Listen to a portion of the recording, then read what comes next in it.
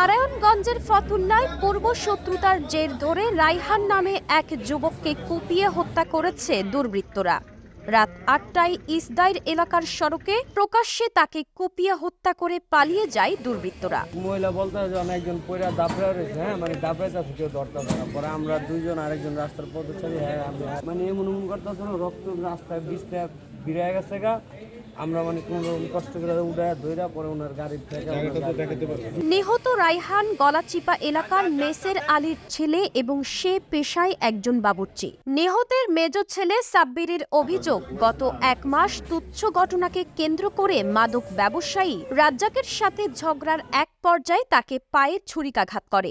রাজ্জাকের লোক কদিন আগে একটা মারামারি হয়েছিল, আমার বাপের পাইয়া পার দিয়েছিল পায়ের ভিতরে।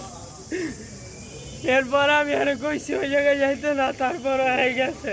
ধারণা করা হচ্ছে রাজ্জাকি এই হত্যার সাথে জড়িত। ফতুল্লা মডেল থানার উপপরিদর্শক আবু রায়হান জানিয়েছেন, রোগী হিসাবে ওইখানে লোকজন তার অটোতে তুলে দেয়, তারপরে ওই রোগী নিয়ে হাসপাতালে, কানপুর হাসপাতালে নিয়ে আসেন। হাসপাতালে আনার পরে ডাক্তার তাকে মৃত ঘোষণা করে। তার নাম হলো রায়হান মোল্লা, আর বাবার নাম মৃত মেসের আলী। তিনি বাবুর্চির কাজ করতেন হীরা কমিউনিটি সেন্টারে।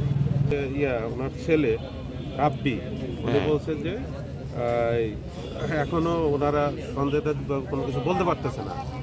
ওনারা এখনো কিছু বলে নাই। আমরা তদন্ত করতেছি, বিষয়টা তদন্তের দিন আছে, পরবর্তীতে